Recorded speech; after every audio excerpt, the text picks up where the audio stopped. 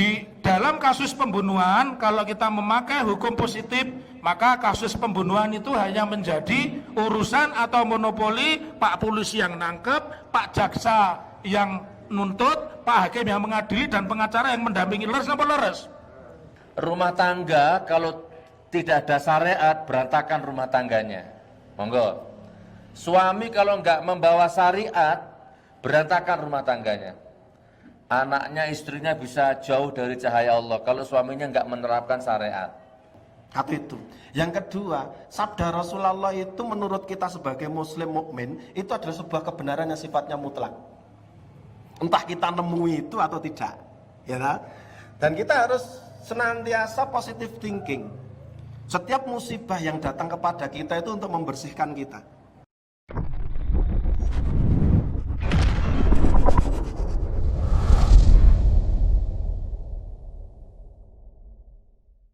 Oke, Bapak Ibu niki temane kan kita abot ning mboten kula golek sing enteng mawon. Niki ngangge bahasa napa niki? Campur nggih. Nggih, mungkin sithik-sithik ngangge bahasa Inggris nggih. Nek bahasa Arab niku Gus Nur kali Ustadz Wahyu niku, nggih to. Kalau Arab ngertine uhibu supermi ngoten niku. Nggih. Terus niki Aji Segoro edisi ke-6. Judulipun Islam berada di pusaran hukum progresif dan represif. Nah, niki saniki kula jelaske riyen, Islam menika agama yang paling indah, agama yang paling cerdas. Menawi Bapak Ibu sedaya menapa wonten ing Indonesia menika hukumipun aliran hukum ingkang leres menika kan sebenarnya cuma dua. Nggih, hukum positif sama hukum progresif. Nek hukum represif niku sakniki sing dipraktek teng Indonesia niki. Represif niku tegese nek wong beda pendapat tangkep gitu. Wong berpikirane rada maju sithik radikal gitu. Nah, radikal. Padahal radikal enten loro ya. Ora dikasih akal gitu. Ada itu radikal banget, radikasi akal ya toh. Yang lainnya rajin, terdidik dan banyak akal. Itu radikal. Kita ini termasuk insya Allah yang radikal, rajin, terdidik dan banyak akal. Terus nama mboten? Termasuk sing ngonceki kacang kayak radikal kayak, ya toh. Sing lagi mangan arem-arem kayak radikal, ya toh. Jadi radikal itu nek mangan ya tangane kanan, leres nggih. Nek wong ceramah ya meneng, nek ngomong dhewe akan maju malah niku. Nggih. Niku radikal. Nah, dalam praktek kesehari-harian sebenarnya kita ini sudah menjalankan hukum progresif. Nanti saya terangkan dulu. Hukum positif itu apa? Hukum yang menjadi kesepakatan bersama menjadi hukum nasional. Nggih, kados undang-undang perkawinan. Sing leres undang-undang perkawinan apa pernikahan sakjane, Pak? Salah. Lah sampean karo sapi padha. Teng Mantingan niku mandek kiri jalan tempat pemberhentian sapi kawin suntik. Sebenarnya itu filosofinya undang-undang perkawinan itu salah. Wong adanya akadnya akad nikah, bukan akad kawin, leres nggih. Jadi itu yang dimaksud hukum progresif itu, hukum itu berubah. Jangan berpikir hukum reso dirubah, hukum itu berubah. Jadi undang-undang perkawinan itu salah karena tidak ada akad kawin, nggih. Yang ada itu akad nikah. Harusnya yang benar itu undang-undang pernikahan. Leres napa leres? Nah, itu yang harus dirubah. Nggih. Terus napa praktek keseharian kita sudah banyak yang membedakan antara hukum Islam dan hukum positif dan hukum represif. Hukum positif itu mayoritas buatan penjajah, ya. Makanya di dalam hukum positif menika tadi saya matur hukum yang berlaku kados KUHP. Singkatannya napa? Bapak Ibu adik-adik KUHP? Nama? Tadi yang bilang kasih uang habis perkara sinten? Sinten? Niku enten polisi mburi niku. Pak polisi saya ngomong niki, Bapak ini sanes kula. Kula mboten wani ngomong ngeten niku. Nggih.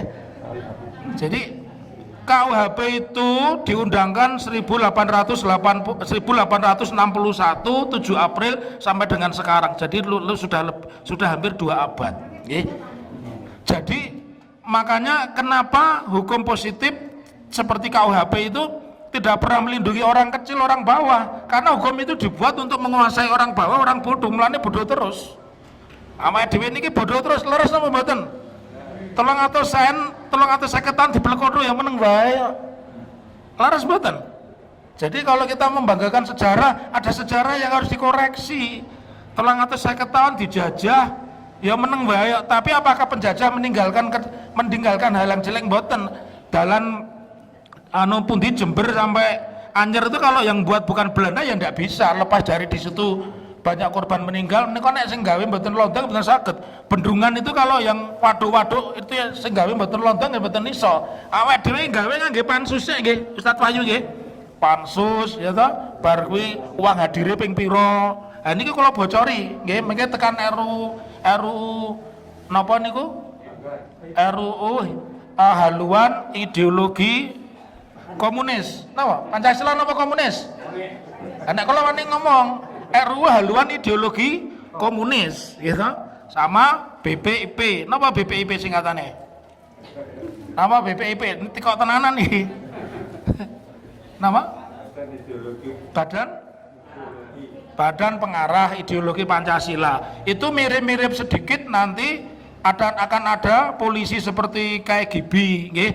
Jadi BPIP itu hanya kepres mau diundangkan, gitu. Mungkin nek diundangkan itu nek wong sing mboten setuju Pancasila diadili kali BPIP ditangkepi. Nanti BPIP itu kan punya petugas hukum. Oke, lanjut. Jadi hukum positif itu hukum yang selalu negara menika menguasai warga negara. Makanya terjadi, nggih. Seperti kasusnya Joko Chandra. Ini kan lucu lho, telung jenderal ya iso kepleset karo Joko Chandra. Duit niku enak napa mboten, Bu? Enak. Di caosi kersa mboten, Bu? Nek kula tekok duwite kok ngendi sik, Pak? Ngeten aja kersa. Kersa kowe kecemplung, nggih to? Kayak duit gelem ning duwite saka ngendi? 3 jenderal aja terpeleset. Dokter jadi peneliti Kejaksaan Agung ya kepleset di piknik ning Singapura, ning Malaysia ping 9, ya. Ya, itulah hukum positif. Karena hukum positif itu yang ngerti hukum sinten? Penegak hukum. Laras mboten Gus Nur. Gus Nur ini pun katam diadili bola-bali masalahnya. Teng Surabaya diadili, teng Palu diadili, nggih. Neng kula niki sahabat setiane Gus Nur. Saya selalu ada di mana Gus Nur berada, saya insya Allah ada, ngoten. Jadi hukum positif itu hukum yang membuat negara diberlakukan untuk warga negara, maka negara menguasai. Kemudian bagaimana hukum itu bisa berlaku adil? Sepanjang hukum itu dibuat oleh negara, diberlakukan untuk warga negara, maka hukum itu tidak pernah adil. Jadi hukum positif ini tidak akan pernah adil. Nanti sebelum sampai hukum progresif, kita bicara hukum represif. Terus yang berikutnya hukum represif niku pripun? Hukum represif itu hukum yang diberlakukan oleh penjajah kepada negara yang dikuasai.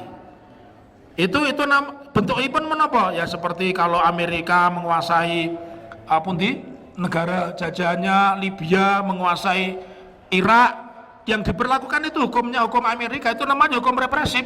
Mereka punya akar budaya sendiri. Setiap negara itu pasti punya akar budaya sendiri, dan Indonesia menikah yang kuat sebenarnya hukum adat. Ditarik lagi kalau hukum adat itu berarti hukum Islam. Leres apa leres? Hukum adat itu kalau di sini ya hukum Islam. Saya mau matur, kalau kita napa menikah memberikan minuman tangan kanan, boleh ya? Boleh. Memberikan minuman tangan kiri yang salah apa mboten? Saya tanya, pertanyaannya ora dijawab pun entuk apa ora? Entuk apa ora? Ya entuk, itu hukum positif kok ora melanggar, iki ora dilanggar. Ning kowe guru terus nyaosi kepala sekolahmu nganggo tangan kiwa cobonen wani ra. Ya murid, Pak Guru menika njenengan ingkang damel kula ngoten nggih. Mesti kon ngombe sik, ngombene kon dhuwur ngoten. Nggih. Itulah yang disebut hukum positif. Hal-hal yang tabu yang menurut adat itu tidak boleh, menurut hukum positif boleh. Sekarang termasuk perzinahan. Perzinahan itu kan versi barat. Yang disebut perzinahan versi Islam itu kalau bukan suami istri tidak boleh berhubungan, gitu. Kalau hukum barat itu anggar seneng podo seneng, mbah kuwi sapi diwedaki ya ora apa-apa. Nggih. Loh di barat itu tuh ada loh perkawinan dengan handphone, perkawinan dengan sepeda. Leres napa leres? Karena di sana nggak ada nikah. Gitu. Mengke sing bab nikah Gus Nur mangke sing bahas kali Ustadz Wahyu. Jadi itulah hukum represif. Seperti tadi contohnya hukum represif itu yang benar itu hanya negara. Pokoknya diatur piye carane. Nah sekarang ini kita itu mengarah kepada hukum represif. Nopo? Wong kritik sing ora cocok tangkep. Leres napa leres? Ngomong bener sithik tangkep. Nggih. Misalkan kula ngrasani Pak Jokowi pinter bahasa Inggris ngeten salah napa mboten? Fitnah napa mboten? Lah sing leres pripun? Kula mboten ngomong lho. Sampeyan niku kula pancing. Jadi mungkin enten rekaman sing ngomong Pak Jokowi ngeten-ngeten panjenengan dadi kula. Wong kula ming tekon kok. Tadi kan saya tanya Pak Jokowi niku pinter bahasa Inggris napa mboten? Mboten. Berarti nek sing ngomong Pak Jokowi pinter bahasa Inggris tegese napa? Sing ngomong panjenengan. Lah sekarang kita bicara hukum progresif. Hukum disebut hukum itu nggih sing kula tekuni disebut hukum itu kalau menguntungkan masyarakat, membawa kemaslahatan, membawa kebaikan masyarakat itu sebenarnya hukum dan itulah yang dimiliki Islam. Mau saya berikan contoh yang kecil kemawon. Di dalam kasus pembunuhan kalau kita memakai hukum positif, maka kasus pembunuhan itu hanya menjadi urusan atau monopoli Pak polisi yang nangkep, Pak jaksa yang nuntut, Pak hakim yang mengadili dan pengacara yang mendampingi. Leres napa leres? Pertanyaannya dalam hukum positif niku, keluarga korban sing dipateni napa ditabrak niku melu cawe-cawe mboten? Mboten. Kalau hukum progresif Islam itu pembunuhan itu misalkan kisos, kalau keluarganya memperbolehkan, mungkin nanti diganti denda dan sebagainya boleh. Leres nggih Gus nggih? Itu hebatnya hukum Islam, hukum barat nggak ada. Makanya kenapa hukum positif itu selalu banyak korupsinya, karena yang mengerti hukum ya kalangan sarjana hukum. Leres napa leres? Jadi nek nuwun sewu polisine wis disogok, jaksane disogok, hakimnya disogok, orang melakukan pembunuhan berencana jadi tidak berencana, orang melakukan pembunuhan jadi kelalaian. Enten contohnya mboten sadaya Juragan Cat Indako, ya. Juragan Cat Indako niku ceritane niki enten cerita sungguhan, Gus. Jadi dia niku numpak mobil, nggih. Niki mobil Mercy. Terus teng mriki niki enten numpak sepeda motor jenenge Eko. Eko niku bapake polisi padahal pensiunan. Terus diklakson-klakson mboten gelem minggir. Dionekke dhek bales ngonekke teng mriki misui, gitu. Misui anu Kusir Randong jenenge napa, Pak? Kula teko. Bajingan, gitu. Ora apa-apa, ora kena hukuman. Jenenge napa, Pak? Ah, bajingan sampean lho, Pak. Nggih. Lah, dipisui terus nesu to, Gus. Nesu dioyak, dia sampai ke sini, goleki wong sepeda motor delik ndak ada pohon-pohon. Terus balik ke Polres. Lah balik ke Polres yang punya mobil ini jane ya wis pasrah, mobilnya digajul, dionekke dipisui ora apa-apa. Kok ndeleleh ini rumahnya deket Polres, diinceng sama anak tadi yang namanya Eko. Mobilnya Mercy digajul, goleki sampai di depan Polres, ditabrak, diplindes. Sengaja napa mboten niku? Sengaja. Ning dikenaike pasal kelalaian mboten sengaja. Tadinya mau dituntut 15 tahun cuma dituntut setahun. Inilah hukum positif itu hukum yang dolim. Kalau orang ngerti loh. Secara proses hukum nggak ada yang salah. Wong wis ditangkep, wong ditahan kok. Ana jaksa nuntut setahun. Ana hakim ngadili kena 10 sasi. Itu hukum positif. Kalau hukum progresif tidak seperti itu, keluarganya ditekoki trimo ora seperti ini. Orang terima mati gantian dipateni begitu. Jadi jangan seperti yang diajarkan orang barat, kalau kisos itu berakhirnya mesti nyawa dengan nyawa, tangan dengan tangan. Tidak ada motifnya. Orang mencuri karena apa? Orang mencuri karena pekerjaan ya pasti dipotong tangannya. Orang mencuri karena miskin ya tidak dihukum, negara akan menyantuni. Jadi yang dipersepsikan orang barat itu jenenge kisos iki nyolong potong tangan, ora kabeh potong tangan. Lah entek tangane no.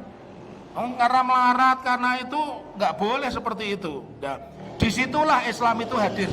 Dalam praktek kesehari-harian sudah banyak contohnya. Misalkan gini, nek teng Jawa niki wong tabrakan. Itu kalau polisi yang pintar dipertemukan antara keluarga dengan keluarga. Kan mboten? Kasih ganti rugi sampai begini. Kalau itu orang Jawa ya biasanya 7 dino, 40 dino dan terusnya ditutup biayanya. Ya seperti Ahmad Dhani itu kan anaknya nabrak itu, tapi kan disekolahkan sampai doktor itu, yang meninggal 2 orang tuh mau dibiayai sampai selesai. Itu hukum progresif. Walaupun kita tidak pernah mengatakan hukum progresif. Jadi kesimpulannya, kalau negara ini mau baik, maka pakailah hukum progresif. Hukum progresif itu warga negara juga turut terlibat menilai keadilan. Kira-kira kalau kita ini dianggap nih hakim, ya. Terus Cak Roto niku panitera. Yang bisa menyatakan adil dan tidak adil itu sinten kira-kira? Kalau hukum positif wong telu tok niki, raketang niki pun nampa sogokan kabeh. Tetap dianggap adil, wong diputus hakim, tetapi masyarakat menilai orang adil, wong nabrak sengaja kok, buktinya sengaja wong dioyak genten, jadi kalau itu dikejar sampai akhirnya ketemu ditabrak sepeda motornya, orangnya jatuh dipelindes, bar pelindes maju, pelindes mundur meneh, ya itu harusnya hukumannya kenanya pasal 351, ya sengaja dia membunuh orang, tapi mboten dikenaike undang-undang lalu lintas pasal 310, akhirnya karena tidak sengaja, lo melindes maju terus mundur kok ora sengaja lah. Kuwi mbok padake bal cedhuk apa mbok padake kelopo kelotrak ngono ya kan ya beda to, nggih to. Jadi kira-kira seperti itu untuk menapa memperkaya panjenengan. Jadi ngaji ngeten iki penak lho. Wis ngaji teko di gratisi gitu. Niki nek kalau ngekek kuliah niki pertemuannya ping 14 niki. Nggih. Ping 14 niki jenenge hukum progresif mboten iso ngeten niku. Polisi menawa kasih mboten lulus.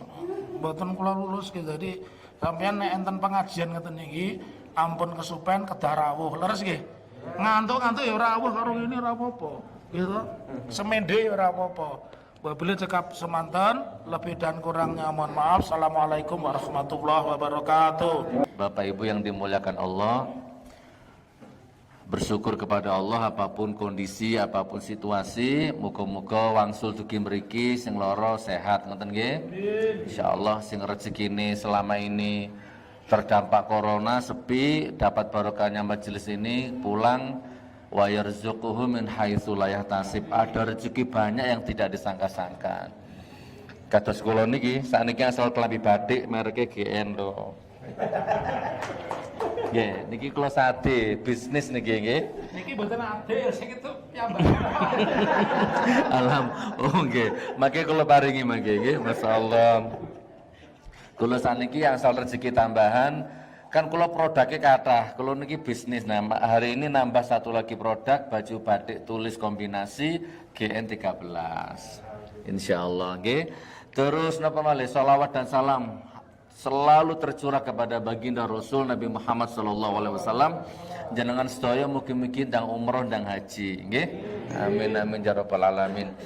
Bapak Ibu yang dimuliakan Allah, asik nggih ningali mendengarkan pencerahan dari ahlinya, hukum progresif, hukum positif, represif macam-macam. Di dalam Islam juga begitu, cara lebih luas lagi dinamikanya, dimensinya. Niki liur anjing, ini iler asu niki. Pripun hukumnya napa? Najis mughaladuh lah nggih. Pokoknya macam-macam. Tetapi tidak boleh langsung dihukum najis. Kan ada syariat, ada thariqah, kan gitu cara memahaminya. Ada hakikat, ada makrifat. Bagi saya ini hukumnya apa? Tergantung dulu disentuh apa enggak. Jatuh hukum haram kalau saya mencekel, lek saya mentorikoi. Itu pun kalau yang dipegang cuma gelas atau ya belum masih. Segitunya Pak. Ayo kita petani pelan-pelan nanti biar disempurnakan sama Ustaz Wahyu. Syariat. Nah, tadi progresif, positif, lansak pituruti. Sekarang kita ngomong dari sisi agama. Napa syariat hukum yang paling dasar syariat. Napa menurut jenengan syariat itu napa? Niki ten YouTube sudah sering kita bahas niki. Napa Ustaz? Syariat niku napa? Betul napa salah betul dihukum. Aturan, syariat itu aturan. Napa malih? Napa malih? Nggih, hukum, syariat apa lagi ya? Petunjuk, napa malih nggih? Rumus. Apa malih? Kathah niku syariat niku.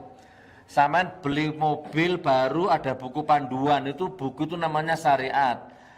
Gitu nggih. Napa malih? Kathah. Cobi Ustaz, Ibu. Syariat niku napa? Pegangan, aturan, petunjuk, pedoman, lan sak pituruté lah. Nah, saya tanya, apa hukumnya? Napa? Megang saran itu hukumnya napa? Megang saran hukumnya napa? Wajib nggih. Diskusikan.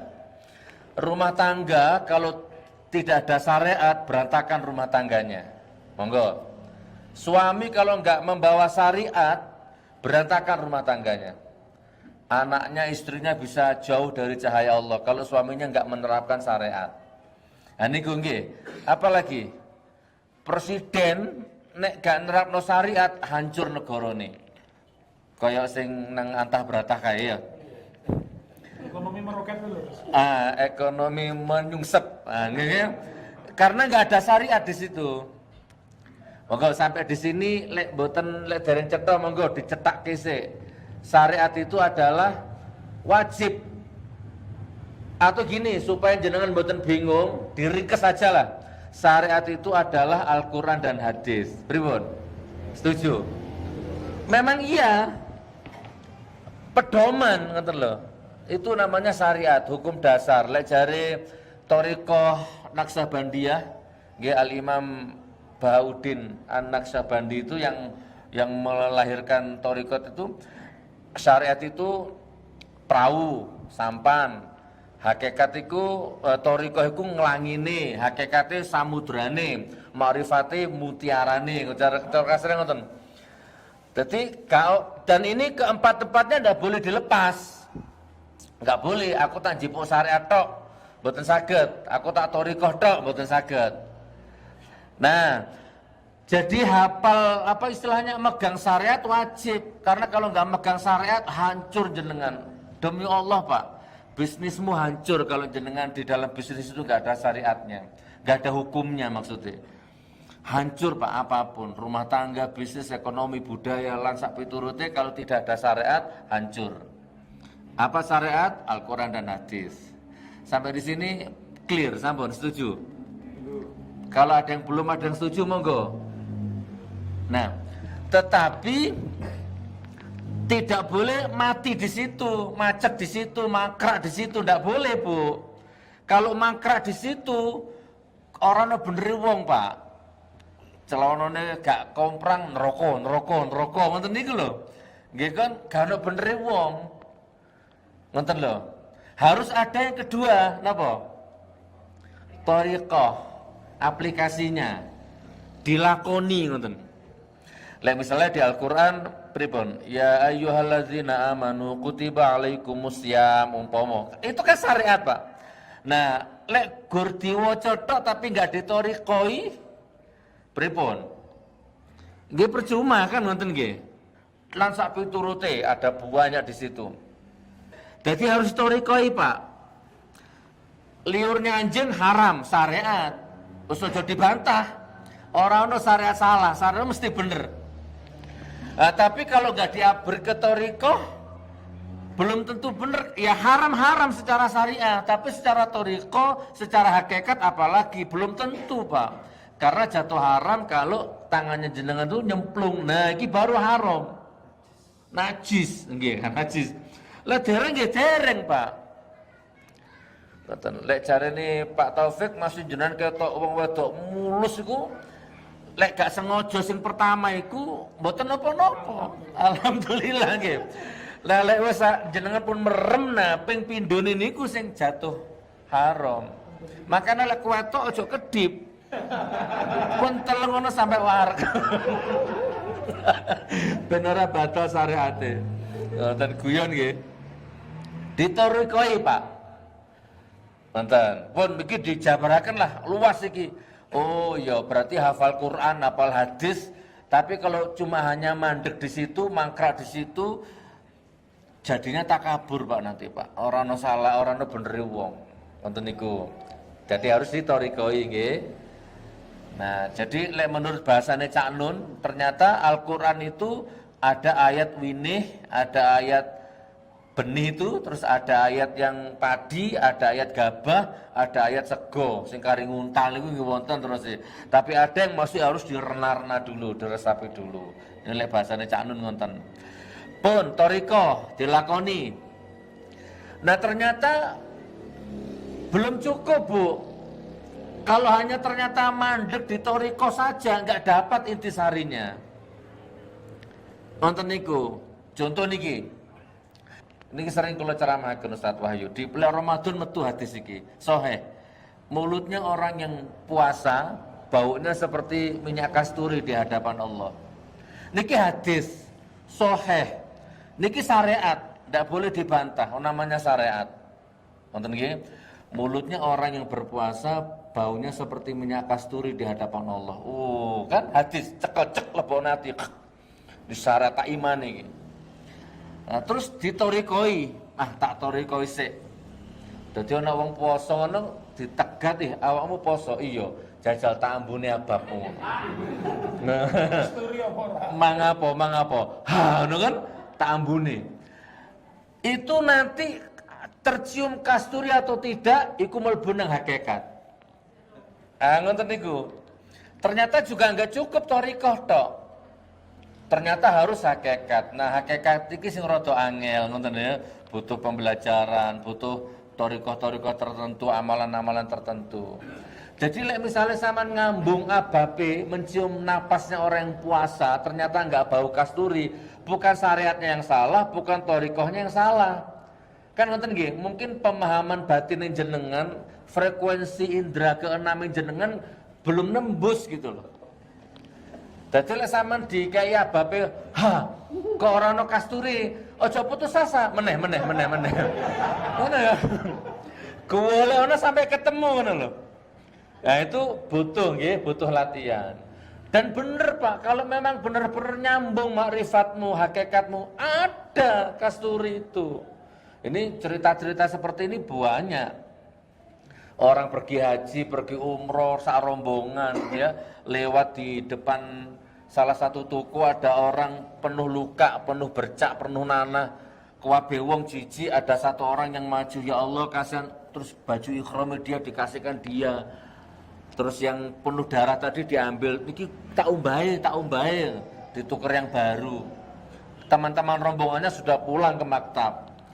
Gitu loh, karena saking mungkin makrifatnya main mungkin ya, dilebono tas walaupun penuh darah, penuh nanah gitu tuh. Begitu masuk ke maktab, wong sak rombongan werang kabeh, noleh kabeh. Wangi sak maktab niku. Wangi apa ki? Minyak apa? Sing gawe ki bingung, apa rada minyak apa-apa. Begitu dibuka ternyata bersumber dari kain yang penuh nanah dan darah tadi itu. Wah iki jajak wali diuber digoleki wong sing iku mah enggak ada sudah. Nah, kejadian-kejadian seperti ini nih butuh pemahaman hakikat, butuh pemahaman makrifat. Lah ngoten saudaraku, monggo yang luwes, yang dinamis, yang elastis. Tetapi bukan dinamisnya politikus. Nek politikus iku isuk kucing awan dadi tikus, ora apa-apa, kok sore titik dadi ula, mboten napa-napa. Kalau di dalam Islam dinamisnya kados ngoten niku. Macan dadi kodhok mboten napa-napa. Macan dadi kodhok mboten napa-napa.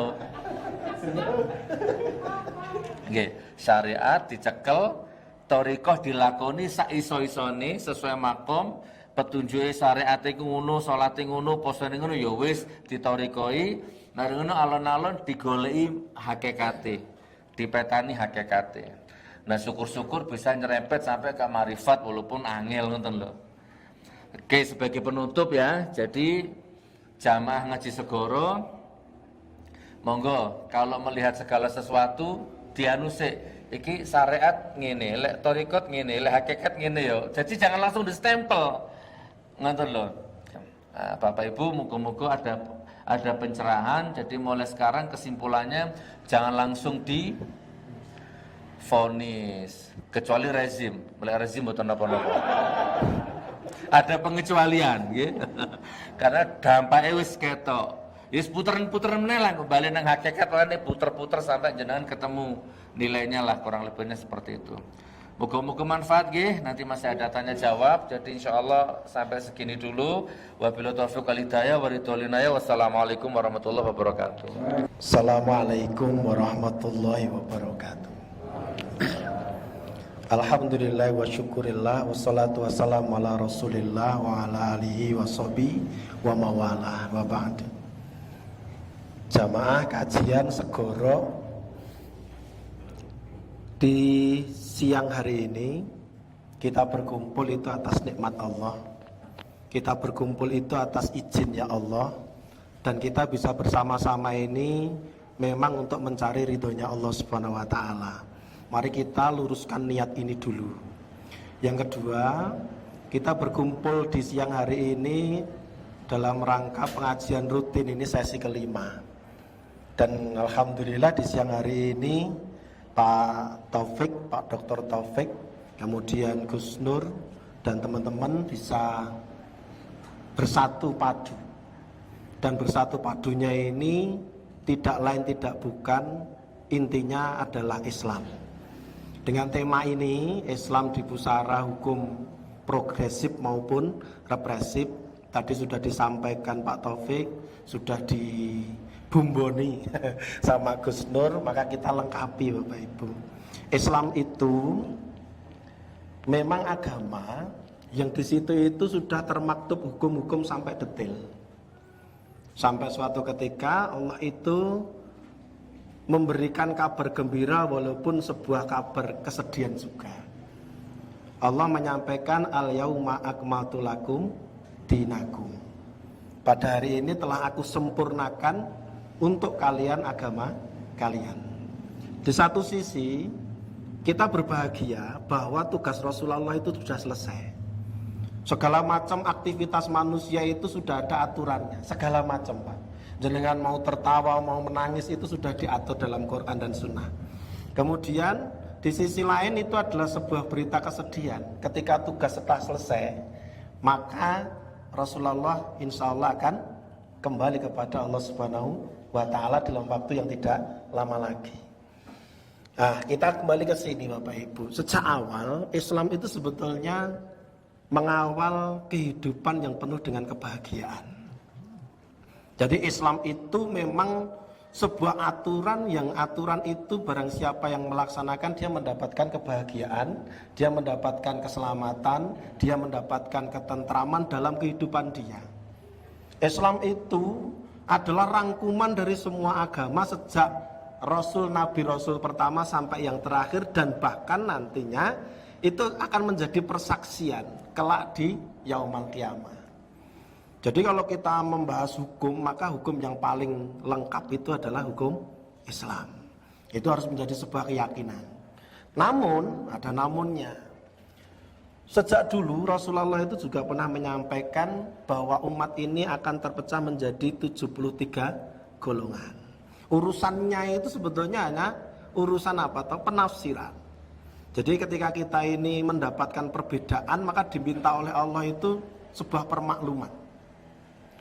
Ketika Imam Malik itu menyebutkan bahwa ada 3 hal yang bisa digunakan untuk bersuci, baik itu air, tanah maupun api, maka Imam Syafi'i itu cuma 2, yaitu air dan tanah. Kenapa? Ada 2 perbedaan, satunya pakai api, satunya nggak pakai api. Ternyata dalam kehidupan api itu juga membersihkan. Alasan Imam Malik apa? Cuma 1. Besok di akhirat itu untuk membersihkan orang-orang yang berdosa itu dibakar di neraka. Dan itu juga terjadi dalam kehidupan kita. Wong gawe boto, gawe boto ya. Gawe boto itu kan sekarang ini yo letong yo mlebu, gabah apa kok gabah toh? Apa namanya? Rambut. Itu juga masuk, semuanya masuk. Lah itu kan ada pertanyaan, lah itu kan ada najisnya, boleh enggak untuk bangun masjid? Kalau itu hanya membersihkannya cuma tanah sama debu, cuma tanah sama air, botol piye? Akhirnya kita menerima ternyata api itu juga untuk membersihkan najis. Nah dari sini Bapak Ibu, saiki santai wae, engko ndak lagi tenanan banget. Jadi hukum dalam Islam itu adalah hukum yang sifatnya itu apa ya, manusiawi. Seperti yang disampaikan kalau dengan bahasa kita, bahasa progresif. Jadi ketika manusia itu punya kesalahan A, itu belum tentu dia salah di A itu. Karena ada apa namanya? Ada sebab musababnya. Jadi kita tidak bisa langsung memvonis dia masuk neraka. Kita tidak bisa memvonis dia itu salah, tidak bisa. Karena dalam Islam itu ternyata Rasulullah butuh 23 tahun untuk mendapatkan sebuah kesempurnaan dalam aturan-aturan hidup. Kalau tadi disebutkan syariat kita itu adalah Al-Quran dan Sunnah, maka kita harus menyadari Rasulullah itu butuh 23 tahun untuk mendapatkan kesempurnaan daripada Al-Quran dan Sunnah. Oleh karena itu kita yang kumpul di sini ngaji segoro, ngaji saluase samudra, itu artinya kita harus berani membuka diri, tidak cepat memberikan satu justifikasi. Yang berhak memberikan justifikasi itu cuma ahlinya. Jadi tidak selamanya hukum-hukum yang positif, yang paham itu kudu kuwi tok ndak. Memang yang harus memutuskan itu ahlinya. Makanya dalam agama kita ada ahli-ahli pewaris para nabi, mereka adalah para ulama. Kalau ada ulama A berbicara A, ulama B berbicara B, jangan dikatakan diadu. Kalau jenengan itu di Muhammadiyah rasa duding-duding NU. Kalau jenengan di NU rasa duding-duding Muhammadiyah. Karena sampai kapanpun itu beda. Kalau Muhammadiyah itu rasa nginguk sengenge, itu iso ngitung sengenge iki enteke kapan. Kenapa? Karena ada hisapnya. Tapi kalau di teman-teman Nahdiyin, kuwi kudu diinjen. Mbah piye carane kudu enek sing nginjen, dan itu sampai kiamat kelihatannya. Karena kelihatannya NU sama Muhammadiyah itu ada sampai kiamat, Pak. Sampai lama itu nanti. Dan ini tidak boleh dipertentangkan. Kita juga harus mengakui bahwa dalam Islam itu ada ru'yahnya, ada hisapnya. Kalau kita itu hisap, ya kita juga harus mengakui ru'yah. Kalau yang Nahdiyin itu ru'yah juga harus mengakui hisap. Sapiye-piye kita itu ada hari ini itu ya karena hisap. Tapi untuk mantepnya ya kudu nonton. Jadi dalam kehidupan kita itu ternyata hukum yang harus kita pakai itu adalah hukum bagaimana Allah, bagaimana Rasulullah. Kenapa? Karena Rasulullah itu tidak langsung memberi hukuman ora itu salah, dosa, ndak. Pernah suatu ketika seorang pemuda itu diskusi sama para sahabat di luar. Dia itu pengen masuk Islam. Tapi syaratnya siji, dia diperbolehkan untuk senantiasa berzina. Itu sampai pada Rasulullah, para sahabat ngamuk, ya ora iso. Wong agama Islam ki nglarang zina. Lah kok penamen arep mlebu Islam, aku gelem mlebu Islam ning kudu dietokne zina. Akhirnya Rasulullah menyampaikan bahwa pemuda itu ke sini. Apa yang dilakukan? Diajak diskusi. Karena agama kita ini bukan agama duding. Agama kita itu agama hujah, agama ilmu. Yang dengan hujah, dengan ilmu itu lahir sebuah peradaban. Jadi peradaban kita itu bukan peradaban pokok gitu enggak. Akhir zaman ijo. Tapi sapa sing mudeng akhir zaman? Kuwabe numpak ajaran lah terus pit motor gopo. Kuwabe nyekel panah lah jenengan rong tau nyekel tembak kok. Jadi akhir zaman itu jangan ditandakan semacam sing ekstrim-ekstrim padha biyen. Gitu loh. Jadi kita itu melihat kehidupan ini dalam Islam itu kita harus meyakini bahwa Islam itu adalah kompilasi hukum yang paling sempurna. Jadi jenengan yo aja nyalahke, gampang nyalahke gitu loh. Enek wong salat urut gotang-gotang, salat gotang-gotang ra kacek, rasa salat sisan, kuwi luwih kleru meneh. Gitu loh. Itu lebih parah lagi. Wong dia itu gotang-gotang wis diusahani loh. Iya toh? Ndak kok disalah-salahke malah ora sah. Salah lah ya malah cilaka to ning. Nah tugas kita itu ya seperti Rasulullah ini. Sampai disampaikan itu dalam satu ayat itu bahwa Rasulullah itu mampu merubah khususnya Mekah itu menjadi satu kota yang penuh dengan orang beriman itu dalam satu surat yang luar biasa. Apa? Lam yakunil ladzina kafaru min ahlil kitabi wal musyrikina munfakkina hatta ta'tiyahumul bayyinah. Tidak akan pernah orang-orang kafir dari ahli kitab maupun orang musyrik itu tercerabut kemusyrikannya, kekafirannya sampai datang kepada mereka itu bukti yang nyata. Lah buktinya apa? Rasulun minallahi yatslu suhufam mutahharah. Bayinahnya itu ada rasul yang menjelaskan. Sehingga apa sing sing olah itu pikirannya. Yang diolah itu ilmunya. Sehingga mereka itu menolak kekafiran, menolak kemusyrikan itu bukan karena nabinya tetapi karena ilmunya. Mereka menjauhkan sendiri dirinya sendiri. Sama seperti seorang pemuda ini ketika berdialog kepada Rasulullah tentang aku gelem Islam neng aku diizinkan zina, maka Rasulullah juga mengajak diskusi. Bagaimana seumpama istrimu nanti itu dizinai oleh tetanggamu. Nah nek anakmu sok ben dizinai piye? Nek mbokmu dizinai bagaimana perasaanmu? Kalau ada yang berani nyentuh, saya bunuh. Lah wis kaya ngono kok kowe malah arep. Kan gitu. Jadi ternyata dalam kehidupan itu ya Islam ini pilihan kita. Orang mau menyampaikan apapun kita itu harus kembali dulu pada Quran dan Sunnah. Jenengan santai mawon. Santai itu begini.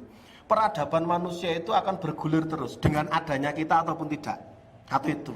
Yang kedua, sabda Rasulullah itu menurut kita sebagai muslim mukmin itu adalah sebuah kebenaran yang sifatnya mutlak. Entah kita nemui itu atau tidak, ya kan? Dan kita harus senantiasa positive thinking. Setiap musibah yang datang kepada kita itu untuk membersihkan kita, untuk merubah. Dan sekarang kita ini juga pada zaman perubahan transisi yang luar biasa. Allah Subhanahu wa taala itu memberikan musibah berupa virus corona. Ada orang menyebutkan ini adalah new normal, normal yang baru. Ada yang kalau rotok-rotok Prancis ngoten, Jerman nopo rotok-rotok Malang ngoten namanya herd immunity. Sing kuat sing bertahan, sing lemah mati gitu. Walaupun sekarang korbannya kita yo ora patek akeh sing. Akeh sing urip, akeh sing lahir, Pak. Dadi sing mati corona karo sing lahiran bayi iki kita akeh sing lahir. Dadi umpama jenengan kok nganti ning masjid kebangetan. Nah, itu.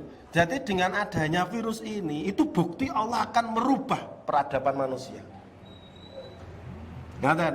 Lah kita siap enggak dengan ilmu, dengan hujah yang ada dalam Quran dan Sunnah? Kalau enggak siap, ya selesai. Akhirnya nyalah-nyalahke. Wong kita itu nyalahke siapapun wis ora enek imbas. Iya toh? Arep nyalahke wong-wong. Lah wong-wong memang bakate maling kok. Lah yo piye nek dana Covid ngene malah ora tau enek. Lah sing cetha ngendi, Gus? Aliran dana itu cethane kemana ndak tahu kita. Mau kita salahkan wong mereka itu bancaan kok kita salahkan? Salah apa dhewe milih wong-wong kuwi? Iya toh? Masa kita akan berpikir menyalahkan? Ya karena mereka punya kesempatan. Kalau kita nggak ngasih mereka kesempatan, nggak mungkin akan terjadi begini ini. Ngaten ya?